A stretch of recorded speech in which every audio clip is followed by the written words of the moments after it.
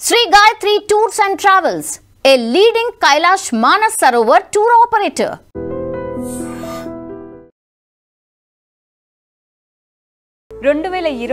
సంవత్సరంలో కైలాస మానస సరోవర యాత్ర జరిపించడంలో Shri Gayatri tours and travels వారు ప్రత్యేక స్థానాన్ని సంతరించుకున్నారు.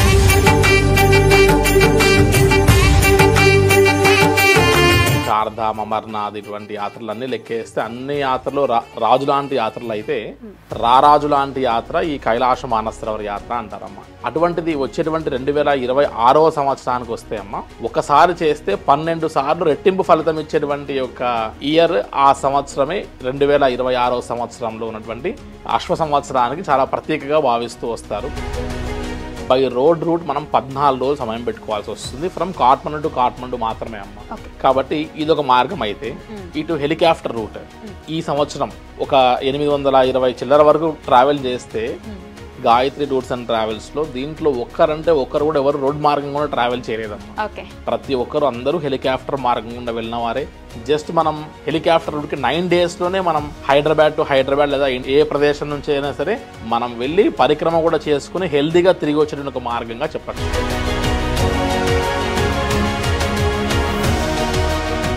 హాయ్, హలో, నమస్తే, welcome back to our channel. నేను మీ వైషు. 2025 సంవత్సరంలో కైలాస మానస సరోవర యాత్ర జరిపించడంలో Shri Gayatri tours and travels వారు ప్రత్యేక స్థానాన్ని సంతరించుకున్నారు. అయితే 2026 సంవత్సరంకి చాలా ప్రత్యేకత ఉంది. కైలాస యాత్ర ఈ ఇయర్లో జరుపుకుంటే పుష్కర కాలం మనకెలాగో వాళ్ళకి హార్స్ ఇయర్ అలా ఉంటుంది కాబట్టి చాలా ప్రత్యేకత అన్నారు. మరి ఆ ప్రత్యేకత ఏంటి, ఎలా వెళ్ళాలి, ఎవరు వెళ్ళొచ్చు, ఎవరు వెళ్ళకూడదు, మన ఫుడ్ ఎలా ఉంటుంది, ఈ విషయాలన్నీ మాట్లాడడానికి ఈరోజు నాతో పాటు Sri Gayatri tours and travels అధినేత భరత్ శర్మ గారు ఉన్నారు. వారితో మాట్లాడదాం. హలో అండి, నమస్కారం. నమస్తే అమ్మా. బాగున్నారా? ఫైన్ అమ్మా. సో 2025లో ఫస్ట్లీ కంగ్రాచులేషన్స్. ఎందుకంటే 2025 సంవత్సరంలో అంతమందిని ఎన్నో బ్యాచెస్కి చాలా హ్యాపీగా ప్రత్యేకంగా అందరికీ మానస సరోవర యాత్ర జరిపించినందుకు కంగ్రాచులేషన్స్. సో 2026 సంవత్సరం చాలా ప్రత్యేకత అంటున్నారు. ఏంటి ఆ ప్రత్యేకత ఈ సంవత్సరం కైలాస యాత్రకి? ఎస్ అమ్మా, యాక్చువల్గా కైలాష్ మానస సరోవర యాత్ర అనగానే ప్రతి ఒక్క ఆధ్యాత్మిక చింతన ఉన్న ప్రతి ఒక్కరికి కూడా అదొక లైఫ్ టైం డ్రీమ్గా భావించేటువంటి ఒక యాత్ర. అంటే అన్ని యాత్రలు ఇటు చార్ధామ్, అమర్నాథ్ ఇటువంటి యాత్రలన్నీ లెక్కేస్తే అన్ని యాత్రలు రాజు లాంటి యాత్రలు అయితే రారాజు లాంటి యాత్ర ఈ కైలాస మానస సరోవర యాత్ర అంటారమ్మా. అయితే ఒకసారి మన మానవ దేహంతో సాక్షాత్తు పార్వతీ పరమేశ్వరుల్ని మనం కంటితో చూసేటువంటి ఒక యాత్ర, అక్కడెక్కడ కూడా గుడి గోపురం లేనటువంటి ప్రదేశానికి వెళ్ళి నేను శివపార్వతులని చూశాను అని ఫీల్ అయ్యి మన ప్రత్యక్ష శరీరంతో మానవ దేహంతో మనం కైలాస యాత్ర చేసేటువంటి ఒక అద్భుతమైనటువంటి ఒక యాత్రగా భావిస్తారమ్మా. అటువంటి ఈ యాత్రలో అసలు ఒకసారి మానవ శరీరంతో చేస్తే లైఫ్ టైం అచీవ్మెంట్గా భావించేటువంటి ఈ యాత్రే చాలా విశేషం అవుతే ఒకసారి కైలాస యాత్ర చేస్తేనే ఎంతో ఫలితంగా భావిస్తే అటువంటిది వచ్చేటువంటి 2026వ సంవత్సరానికి వస్తే అమ్మ మనకు ఇందాక విన్నట్టుగా పుష్కర కాలం. ఇప్పుడు మనం గంగే చమునే కృష్ణే గోదావరి సరస్వతి నర్మదే సింధు కావేర్యో జలయస్మిన్ సన్నిధిం కురు అని మనకి ఎట్లయితే ఈ పుణ్యనదుల స్నానం ఎంత ప్రత్యేకంగా భావిస్తారో ఈ పుష్కర స్నానాన్ని ఎంత పవిత్రంగా భావిస్తూ ఉన్నామో అదేవిధంగా టిబెటియన్ క్యాలెండర్ ప్రకారం అమ్మ హార్స్ ఇయర్ అని అంటారు. ఆ హార్స్ ఇయర్ని అశ్వ సంవత్సరంగా పిలుస్తూ వస్తారమ్మా. ఇటు టిబెటియన్స్ కానీ ఇటు బౌద్ధులు కానీ వారి యొక్క రూల్స్ అండ్ రెగ్యులేషన్స్ ప్రకారం వారు ఎట్లయితే మనం శివపురాణము ఈ రకంగా మనం భావిస్తూ వస్తామో అదేవిధంగా చైనీస్ వారందరూ టిబెటియన్స్, అదేవిధంగా బౌద్ధ సాంప్రదాయం, జైన్ సాంప్రదాయం ఫాలో అయ్యే వాళ్ళందరూ కూడా ఖచ్చితంగా వారి యొక్క లైఫ్ టైంలో 12 times అంటే 12 సార్లు కైలాసగిరి యొక్క ఔటర్ పరిక్రమ చేసి ఒకసారి ఇన్నర్ పరిక్రమ చేయాలి అని రూల్ అనమాట. అంటే 12 times ఔటర్ పరిక్రమ చేస్తే అప్పుడు ఒకసారి ఇన్నర్ పరిక్రమ చేసేటువంటి అర్హత వస్తుంది అని. అటువంటి ఆ లైఫ్ స్టైల్ ఉన్నటువంటి వారందరికీ ఈ హార్స్ ఇయర్ లాంటి ఈ అశ్వ సంవత్సరం లాంటి ఈ సంవత్సరంలో ఒకసారి కైలాస యాత్ర కైలాస పరిక్రమ చేస్తే అటువంటిది 12 సార్లు కైలాస పరిక్రమ చేసినటువంటి కౌంట్లోకి వస్తుంది కాబట్టి వెంటనే వారు ఇన్నర్ పరిక్రమ చేయడానికి అర్హులుగా భావిస్తారమ్మా.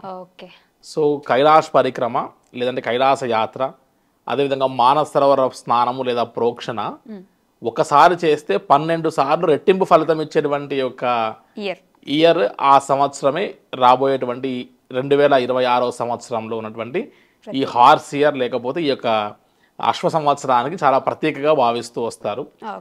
ప్రతి ఒక్కరు టిబెటియన్స్ కానీ బౌద్ధులు కానీ జైన్స్ కానీ ఖచ్చితంగా వారు లైఫ్ టైంలో ఇటువంటి హార్స్ ఇయర్ అంటే ఈ యొక్క అశ్వ సంబంధించిన సంవత్సరానికి వచ్చేటప్పటికి ఖచ్చితంగా వారు ఆ యొక్క సరోవరంకి రావడము అదేవిధంగా కైలాసగిరి దర్శనం చేసుకోవడం అనేటువంటిది ఒక ప్రత్యేకమైనటువంటి యొక్క దీనిగా భావిస్తూ వస్తారమ్మా. ఓకే, హార్స్ ఇయర్ ప్రత్యేకత ఇదేనా అండి? అంటే ప్రతి సంవత్సరం కాకుండా 12 సంవత్సరాలకు చేసే పుణ్యం ఒక్కసారిగా వస్తుంది.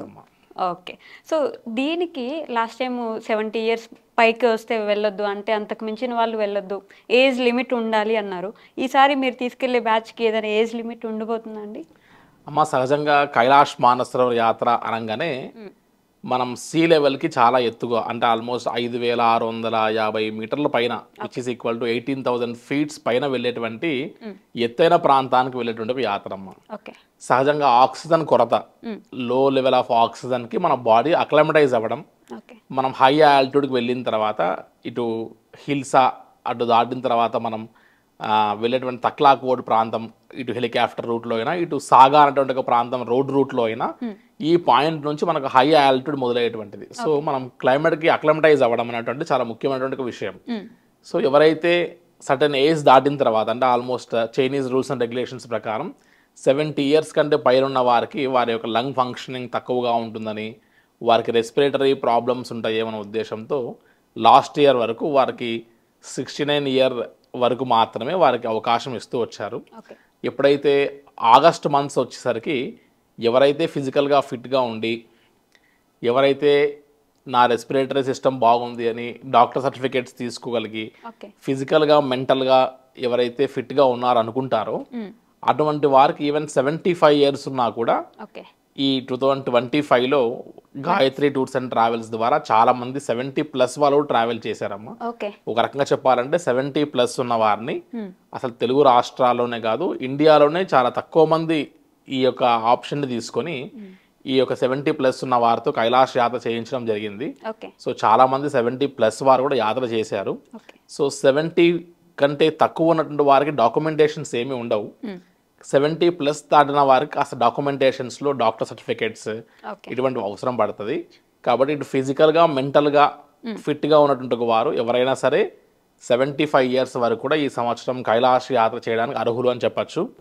బట్ ఈ యాత్ర చేయాలంటే సంకల్పం మన మైండ్లో ఉన్నప్పటికీ వాటిని ఆచరణలో పెట్టుకునే కంటే ముందే ఒక 2 to 3 months ముందు అట్లీస్ట్ మనం బ్రీతింగ్ ఎక్సర్సైజెస్, ప్రాణాయామము, యోగా, శాంభవి ముద్ర, లాంగ్ వాక్, కుదిరితే స్విమ్మింగ్ లాంటివి చేస్తూ ఉంటే లంగ్స్ ఎక్స్పాండ్ అయ్యి రెస్పిరేటరీ సిస్టమ్ అనేటువంటిది బాగా డెవలప్ అయ్యి హై ఆల్టిట్యూడ్లో మన బాడీ రెసిస్ట్ కావడానికి అక్లమటైజ్ అవ్వడానికి బాగా అవకాశం ఉంటుందని చెప్పచ్చు. ఓకే, బట్ మెంటల్ ఫిట్నెస్ అనేది ఎంతవరకు ఇంపార్టెంట్? ఫిజికల్ ఫిట్నెస్ ఓకే చూసుకోగలం కానీ మెంటల్గా వాళ్ళు ఎంతవరకు ప్రిపేర్ అయ్యి ఉండాలంటే? ఎస్ అమ్మా, యాక్చువల్గా కైలాష్ మానస సరోవర యాత్ర అనగానే ఒకప్పుడు కాలంలో అసలు ఈ యాత్రకు వెళ్తే ఇంకా ప్రాణ సాహసంతో కూడినటువంటి యాత్ర అని, అసలు వెళ్ళిన వాళ్ళు క్షేమంగా తిరిగి రారని, అక్కడికి వెళ్తే ఏదో ప్రమాదం అని ఇలా ఎన్నెన్నో అపోహలు ఉన్నాయమ్మా. కానీ ఒకసారి మిగతా యాత్రలతో గమనిస్తే అమర్నాథ్ లాంటి డేంజరస్ యాత్ర ఇంకొకటి లేదు అని చెప్పచ్చు. అదేవిధంగా చార్ధామ్ లాంటి కష్టతరమైనటువంటి యాత్ర కూడా ఇంకొకటి లేదు అని చెప్పచ్చు.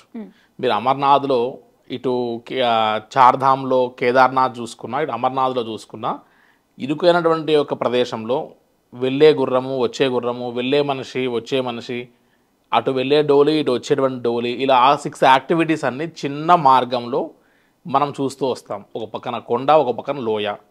సో అత్యంత ప్రమాదకరమైనటువంటి యొక్క టఫ్ టాస్క్ అంతా కూడా ఈ అమర్నాథ్లో ఈ కేదార్నాథ్లో గమనిస్తాం.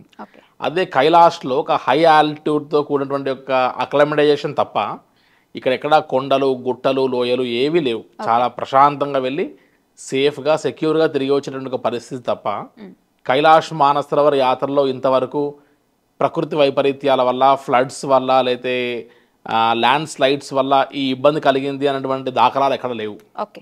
ఓన్లీ ప్రాబ్లం ఏంటి అంటే హై ఆల్టిట్యూడ్కి వెళ్తున్నాం కాబట్టి అక్లమటైజేషన్ అవ్వడము మన యొక్క బ్రీతింగ్ ప్రాబ్లమ్ని ఓవర్కమ్ అవ్వడమే మెయిన్ సమస్య. ఓకే.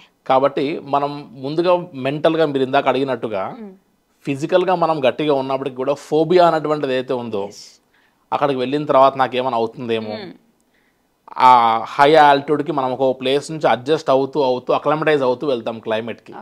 సో ఆ టైంలో మనకు ఫిజికల్ ఫిట్నెస్ కంటే ముఖ్యంగా మెంటల్ ఫిట్నెస్, నేను కైలాష్ యాత్ర చేయగలను, కైలాష్ పరిక్రమ నేను చేయాల్సిందే, నా లైఫ్ టైం అచీవ్మెంట్ అనేటువంటి ఆ భావన ఉంటే ఈవెన్ ఈ సంవత్సరం 2025 సంవత్సరంలో సింగిల్ ట్రావెలింగ్ లేడీస్ 73-74 ఇయర్స్ ఉన్నవారు కూడా 3 days పరిక్రమ చేయగలిగారమ్మా. First day 14, second day 20, third day ఒక 8-9 కిలోమీటర్స్. అదే ఫోబియాతో ఉండి 24-25 సంవత్సరాలు అన్నటువంటి యంగేజ్ వాళ్ళు కూడా, యంగ్స్టర్స్ కూడా ఫోబియాతో భయపడి ఈ పరిక్రమ చేయకుండా ఆగిపోయిన వాళ్ళు ఉంటారు.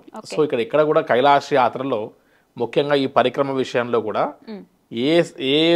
ఏ రకంగా చూసినా సరే మనకు హై ఆల్టిట్యూడ్ అనేటువంటి సిమ్టమ్స్ మన అక్లమటైజ్ అవ్వడానికి మన బాడీని ముందే ట్యూన్ చేసుకోవడం, ఫిజికల్ ఫిట్నెస్తో పాటు మెంటల్గా మన మైండ్ సెట్ని ట్యూన్ చేసుకోవడమే ఇక్కడ అత్యంత ముఖ్యమైనటువంటి అంశంగా చెప్పచ్చమ్మా. ఓకే. అండ్ హెల్త్ విషయంలో ఎలాంటి జాగ్రత్తలు తీసుకోవాలి? ఎస్పెషల్లీ కైలాస్ యాత్రకు మనం స్టార్ట్ అవుతున్నాం అన్నప్పుడు హెల్త్ విషయంలో ఇది తీసుకుంటే బెటర్ అనేది ఏంటి? ఎస్ అమ్మా, ముఖ్యంగా కైలాష్ మానసరోవర్ యాత్ర చేయాలి అనగానే మనకు ఉండాల్సినటువంటి క్వాలిటీస్లో అత్యధికమైన ముఖ్యమైన క్వాలిటీ ఏంటి అంటే, ఇటు డాక్యుమెంటేషన్లో పాస్పోర్ట్తో సమానంగా ఒక పాస్పోర్ట్ మాత్రం కలిగి ఉంటే మాత్రం కాకుండా ముఖ్యంగా చూసుకోవాల్సింది ఏంటంటే మన యొక్క హెల్త్ ఇష్యూస్లో ముఖ్యంగా మనకు బ్రీతింగ్ ప్రాబ్లము, లంగ్ ఇన్ఫెక్షన్స్, అదేవిధంగా ఆస్తమా, ఇటువంటి మెయిన్ ప్రాబ్లమ్స్ లేకుండా ఉంటే మనం కైలాష్ యాత్రకి అర్హులము అని చెప్పుకోవచ్చమ్మా. ఎందుకంటే మనం వెళ్ళేదే హై ఆల్టిట్యూడ్ ప్లేస్, ఎక్కడైతే ఆక్సిజన్ కొరత ఉందో లో ఆక్సిజన్ లెవెల్ ఉన్నటువంటి ప్లేస్కి వెళ్తున్నాం కాబట్టి ఒక బ్రీతింగ్ ప్రాబ్లమ్కి సంబంధించిన సమస్య తప్ప వీటికి మించి పేస్ మేకర్లు, తర్వాత కిడ్నీ ఇన్ఫెక్షన్స్, స్టంట్స్, ఇవి ఏవి కూడా లెక్కలోకి రావు. బీపీ, థైరాయిడ్, షుగర్ ఇవన్నీ నార్మల్ థింగ్స్. ఇవన్నీ ఇవి కాక ఓన్లీ బ్రీతింగ్ ప్రాబ్లమ్స్కి మాత్రమే సంబంధించింది. కాబట్టి ఎవరైతే కైలాష్ యాత్ర వెళ్ళాలనే సంకల్పం ఉందో అటువంటి వారు రెస్పిరేటరీ ప్రాబ్లమ్స్ కానీ, లంగ్ ఇన్ఫెక్షన్స్ కానీ, లేతే 70+ ఉన్నవారు కానీ, ఆస్తమా ఉన్నవారు ఒకసారి డాక్టర్ దగ్గరికి వెళ్ళి ఒకసారి లంగ్ పల్మనరీ టెస్ట్ అని, లంగ్ ఫంక్షనింగ్ టెస్ట్ అని, పల్మనరీ ఫంక్షనింగ్ టెస్ట్ అని చేస్తారు. సో వారి యొక్క లంగ్ కెపాసిటీ చూసుకొని వారి యొక్క లంగ్స్ హై ఆల్టిట్యూడ్కి రెసిస్ట్ అవుతాయి అని అనుకుంటే అటువంటి వారు ఎవరైనా సరే పర్ఫెక్ట్గా కైలాష్ యాత్ర చేయొచ్చమ్మా. ఓకే. మరి కైలాష్ యాత్రకి ఎప్పుడు 2 ways ఉంటాయి. ఒకటి హెలికాప్టర్ వే ఉంటుంది, ఇంకోటి రోడ్ వే ఉంటుంది. ఏది బెస్ట్, ఎవరికి బెస్ట్? అంటే కొంతమంది ఏజ్డ్ పర్సన్స్ ఉంటారు, వాళ్ళకి ఈ రోడ్ అంతా కాకుండా హెలికాప్టర్లో వెళ్తే బెటర్, అలాంటి ఆలోచనతో ఉంటారు కదా. సో ఈ రెండిట్లో ఏది బెస్ట్ అంటారు? ఎస్ అమ్మా, యాక్చువల్గా కైలాష్ మానసరోవర్ యాత్ర అనేటువంటిది 2 మార్గాలుగా చేయొచ్చు. ఒకటి హైదరాబాద్ నుంచి కాఠ్మండు ఫ్లై అయ్యి కాఠ్మండు నుండి కీరోంగ్ సాగా అనేటువంటి ఒక ప్లేస్ నుండి మనం మానసరోవరం చేరుకొని తిరిగి పరిక్రమ 3 రోజులు పూర్తి చేసి మళ్ళీ మనం కాఠ్మండు రావడానికి బై రోడ్ రూట్ మనం 14 రోజులు సమయం పెట్టుకోవాల్సి వస్తుంది. ఫ్రమ్ కాఠ్మండు టు కాఠ్మండు మాత్రమే అమ్మ. మళ్ళీ కాఠ్మండు లోకల్ సైట్ సీయింగ్ కోసం ఒక 2 days, ప్లస్ ఇక్కడ నుండి హైదరాబాద్ లేదా చెన్నై లేదా బెంగళూరు, ఇండియాలో ఏ ప్లేస్కైనా 1 day అప్ 1 day డౌన్, ఇలా లెక్కేస్తే 14 + 2 + 2 16 + 2 18 days మనకు యాత్ర కేటాయించుకోవాలి. And at the same time మనం బై రోడ్ ఆల్మోస్ట్ మనం 1400 కిలోమీటర్లు బై రోడ్ ట్రావెల్ చేయాల్సి వస్తుంది. బై కాఠ్మండు నుంచి రోడ్డు మార్గం గుండా వెళ్తే మన యొక్క శక్తి, మన ఎబిలిటీ, ఏదైతే మనం పరిక్రమ చేద్దాం అనుకుంటున్నామో ఆ యొక్క శక్తి అంతా ఇక్కడ ట్రావెలింగ్లోనే అయిపోగొట్టేసుకుంటే తిరిగి మళ్ళీ మనం కైలాష్ వరకు వెళ్ళి యమద్వార్ నుండి మనం 3 రోజుల పరిక్రమ చేయడానికి మన శక్తి సామర్థ్యం సరిపోకపోవచ్చు. కాబట్టి ఇదొక మార్గం. అయితే ఇటు హెలికాప్టర్ రూట్ మనం ఇక్కడ నుండి లక్నో ఫ్లై అయ్యి లక్నో నుండి నేపాల్గంజ్ అనే ప్లేస్ నుండి సిమికోట్, హిల్సా వరకు మనం ఫ్లైట్ అండ్ హెలికాప్టర్స్ ద్వారా వెళ్ళి జస్ట్ మనం చైనీస్ ల్యాండ్లోకి ఎంటర్ అయిన తర్వాత తక్లాకోట్ అనే ప్లేస్కి జస్ట్ 1 hour డ్రైవ్, అక్కడ మనం అక్లమటైజ్ అవ్వడం, అక్కడ నుండి మానసరోవరంకి 2 hours, అక్కడ నుంచి యమద్వార్కి 1 hour. సో ఇక్కడ ఓన్లీ 4 hours డ్రైవ్లో టోటల్గా లెక్కేస్తే, కానీ ఇక్కడ చూస్తే రోడ్ రూట్లో 1400 కిలోమీటర్లు, ప్రతిరోజు 8 to 9 hours డ్రైవ్ చేయడం, నైట్ లేట్గా వెళ్ళడం, ఉదయం తొందరగా లేవడం, మన బాడీ కాస్త ఆ క్లైమేట్కి అడ్జస్ట్ కాకపోవడం లాంటివి ఉంటుంది. చాలామంది యాత్రకి వెళ్ళేటువంటి వారికి అంటే ఒక ఏజెంట్ పరంగా ట్రావెల్ ఏజెంట్కి రోడ్ రూట్లో కైలాష్ యాత్ర ఆపరేట్ చేయడం అనేది చాలా ఈజియెస్ట్ వే. అవును. కానీ ఒక కస్టమర్ పాయింట్ ఆఫ్ వ్యూకి వచ్చేటప్పటికి రోడ్ రూట్లో కైలాష్ యాత్ర ఎవరైతే చేస్తారో వెళ్ళి వచ్చిన వారు మీరు ఖచ్చితంగా రోడ్ రూట్లో వెళ్ళండి అని ఒక్కరికంటే ఒకరికి కూడా సజెస్ట్ చేసి చెప్పేటువంటి వాతావరణం ఉండదు. ఓకే. ఒక అపోహ ఏం క్రియేట్ చేస్తున్నారు అంటే రోడ్ రూట్లో వెళ్తే క్లైమేట్కి మనం బాగా అక్లమటైజ్ అవ్వచ్చు అని చెప్తున్నారు. ఓకే. కానీ ఇటు రోడ్ రూట్లో సాగా అనేటువంటి ఒక ప్లేస్లో అయినా సరే లేదా ఇటు హెలికాప్టర్ రూట్లో తక్లాకోట్ పునాంగ్ అనే ప్లేస్లో అయినా సరే రెండు సేమ్ ఆల్టిట్యూడ్ పాయింట్స్. ఇక్కడైనా 2 days ఇక్కడైనా 2 nights మనం కంప్లీట్గా వాళ్ళకి క్లైమేట్కి అడ్జస్ట్ అవ్వడానికి అక్లమటైజ్ అవ్వడానికి మనం ఆప్షన్ ఇస్తాం. ఓకే. కాబట్టి ఆ కస్టమర్ ఎటువంటి రిస్క్ లేకుండా చాలా ప్రశాంతంగా ఒక యాత్రికుడు కైలాష్ యాత్ర వరకు వెళ్ళి పరిక్రమ చేయడానికి అవకాశం లేకపోతే 2 కాళ్ళు లేకపోయినా సరే ఒక వీల్ చైర్లో వాళ్ళని తీసుకెళ్లే వాళ్ళు ఉంటే వాళ్ళ యొక్క ఫ్యామిలీ అండ్ ఫ్రెండ్స్ ఎవరైనా సరే యమద్వార్ వరకు కైలాసగిరి దర్శనం వరకు 2 కాళ్ళు లేకపోయినా సరే యాత్ర చేసేటువంటి ఒక మార్గం ఈ హెలికాప్టర్ మార్గం. అట్ ద సేమ్ టైం పరిక్రమ చేయడానికి కూడా ఈ హెలికాప్టర్ రూట్లో వెళ్తే వారి యొక్క ఓపిక వారి శక్తి అంతా కూడా వారందరూ కాస్త జాగ్రత్తగా ఇవన్నీ కూడబెట్టుకొని కైలాస పరిక్రమలో చాలా ఈజీగా ఒక పోనియన్ పోటర్ తీసుకోగలిగితే ఖచ్చితంగా సక్సెస్ఫుల్గా లైఫ్ టైం అచీవ్మెంట్ లాంటి కైలాష్ యాత్ర అసలు కైలాస దర్శనమే అద్భుతంగా భావిస్తారు. కానీ కైలాసగిరి పరిక్రమ ఎవరైతే చేస్తారో అది తిరిగి పునర్జన్మగా భావిస్తారమ్మా. సో ఈ సంవత్సరం ఆల్మోస్ట్ ఒక 820 చిల్లర వరకు ట్రావెల్ చేస్తే గాయత్రి టూర్స్ అండ్ ట్రావెల్స్లో దీంట్లో ఒక్కరంటే ఒక్కరు కూడా ఎవరు రోడ్ మార్గం కూడా ట్రావెల్ చేయలేదమ్మా. ప్రతి ఒక్కరు అందరూ హెలికాప్టర్ మార్గం గుండా వెళ్ళిన వారే చాలా ప్రశాంతంగా సక్సెస్ఫుల్గా చాలా హ్యాపీనెస్తో తిరిగి వచ్చి ఎటువంటి స్ట్రెయిన్ లేకుండా తిరిగి వారే కొత్త వారిని మీరు వెళ్తే హెలికాప్టర్ రూట్లో వెళ్ళండి అని సజెస్ట్ చేసేటువంటి ఒక పరిస్థితికి వచ్చారు అంటే వారికి కావాల్సినటువంటి ఒక హై అండ్ ఫెసిలిటీస్ అన్ని ఈ హెలికాప్టర్ రూట్లో ఉన్నాయి. కాబట్టి ఎక్కడా రిస్క్ లేకుండా అలవకుండా జస్ట్ మనం కంపేర్ చేస్తే రోడ్ రూట్కి ఇటు హెలికాప్టర్ రూట్కి ఒకవేళ రోడ్ రూట్కి ఒకవేళ 18 days అవుతే జస్ట్ మనం హెలికాప్టర్ రూట్కి 9 daysలోనే మనం హైదరాబాద్ టు హైదరాబాద్ లేదా ఇండియా ఏ ప్రదేశం నుంచి అయినా సరే మనం వెళ్ళి పరిక్రమ కూడా చేసుకుని హెల్దీగా తిరిగి వచ్చేటువంటి ఒక మార్గంగా చెప్పచ్చు. సో మా ఆర్థిక పరంగా కూడా చూస్తే ఈ రెండింటికి పెద్ద డిఫరెన్సియేషన్ కూడా ఏమి ఉండదు. So Gayatri tours and travels ద్వారా వెళ్ళినటువంటి హెలికాప్టర్ రూట్లో వెళ్ళిన వారందరూ చాలా సక్సెస్ఫుల్గా ఆనందంగా విత్ మంచి మూమెంట్స్ని క్యాప్చర్ చేసుకుని వచ్చేటువంటి ఒక వాతావరణం మేము గమనించామమ్మా. Okay. So helicopter way is best way అని చెప్పచ్చు. ఓకే. ఏదైనా ఫిజికల్ హెల్త్ మెంటల్ హెల్త్ మనం ఎలా ప్రిపేర్ అయినా కొన్ని ఉంటాయి. అంటే ఫుడ్ ఎస్పెషల్లీ మనం ఇక్కడ అలవాటు పడిపోయిన మనుషులం కాబట్టి ఇదే ఫుడ్ ఉంటే బెటరు, మంచి ఫుడ్ దొరికితే ఇంకా బాగుంటుంది, హెల్దీగా ఉంటాం కదా అక్కడ తిరిగినప్పుడు కూడా ప్రాబ్లం రాకుండా ఉంటుంది అని. సో ఫుడ్ విషయంలో ఎలాంటి జాగ్రత్తలు తీసుకుంటారు, ఫుడ్ ఎలా ఉంటుంది? ఎస్ అమ్మ, యాక్చువల్గా మనము ఇక్కడ నుండి పక్క రాష్ట్రానికి వెళ్తేనే ఒక ప్లేస్ మారిపోతేనే మన ఫుడ్ హ్యాబిట్స్కి మనం అడ్జస్ట్ అవ్వడం చాలా కష్టంగా భావిస్తాం. అటువంటిది ఇక్కడ నుండి నేపాల్ నుండి Tibet which is occupied by China అంత దూర ప్రాంతానికి వెళ్ళిన తర్వాత మన ఫుడ్ లేకపోతే ఆ హై ఆల్టిట్యూడ్ సిక్నెస్కి plus at the same time ఆ యొక్క పరిక్రమ టైంకి వారు రెసిస్ట్ కావడం చాలా కష్టంగా ఉంటుంది. ఎస్పెషల్లీ నేపాల్ చైనా ఫుడ్ అంటే కష్టంగా ఉంటుంది. So through out the tour అంతా కూడా యాత్రలో మొత్తం కూడా మన సౌత్ ఇండియన్ టేస్ట్తోనే మన సౌత్ ఇండియన్ ఐటమ్స్తో త్రూ అవుట్ యాత్ర టిల్ కైలాష్ పరిక్రమ తిరిగి వచ్చేంత వరకు కూడా మన యొక్క ఇండియన్ ఫుడ్ని హై అండ్ ఫుడ్ని చాలా చక్కగా ఎంజాయ్ చేస్తారు.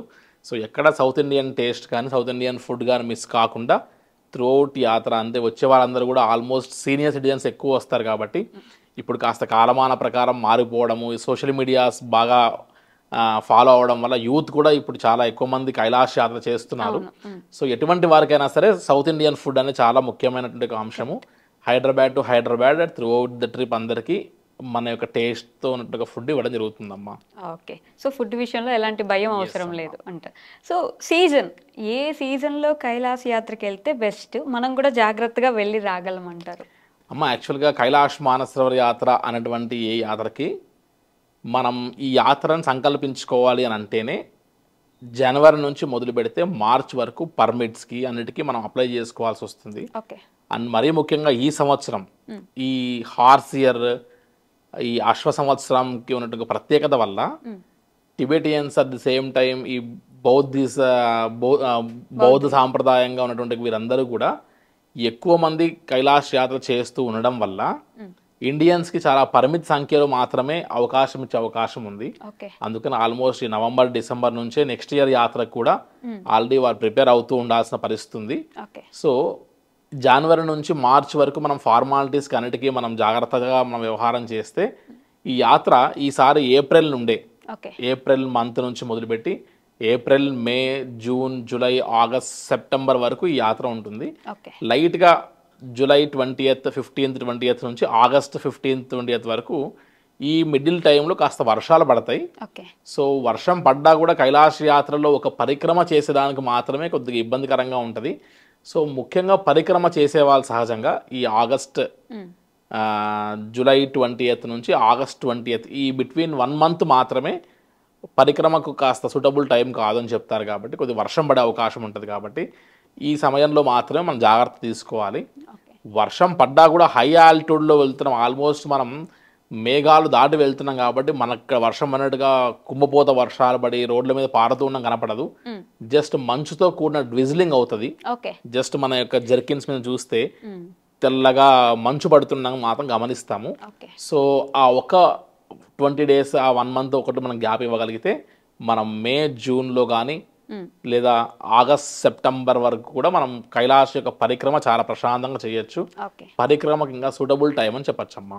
ఓకే, సో చూసారు కదా 2026 సంవత్సరం హార్స్ ఇయర్గా, మనకి పుష్కర్ కాలం ఎలానో హార్స్ ఇయర్గా 12 సార్లు మనం తిరిగితే వచ్చే పుణ్యం ఏదైతే ఉందో ఒక్కసారికే వస్తుంది. కాబట్టి సో ఇన్ని మంచి ఫెసిలిటీస్ ఇస్తున్న శ్రీ గాయత్రి టూర్స్ అండ్ ట్రావెల్స్ని సంప్రదించి 2026 కైలాస్ మానస సరోవర్ యాత్ర మీరు కూడా తరించుకుంటారని నేను కూడా మనస్ఫూర్తిగా కోరుకుంటున్నాను. థ్యాంక్ యూ అండి, నమస్కారం.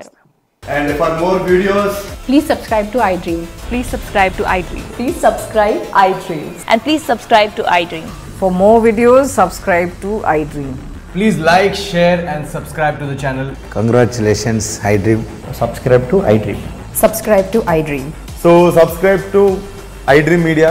iDream ki iDream team andarki huge congratulations. Please subscribe iDream Media. Please subscribe to iDream. Subscribe iDream. Please subscribe to iDream. iDream అంటే నా కళల ఛానల్ సబ్స్క్రైబ్ చేసుకున్నారు, నోరు తిరుగుతలేదు, మీరైతే గంట గుర్తు కొట్టండి. For more such videos, please subscribe to iDream. Subscribe to iDream. Please subscribe to iDream. Please subscribe iDream Media. Please do subscribe to iDream. Please subscribe to iDream Media. For best entertainment and information, please subscribe iDream. And don't forget to subscribe to iDream.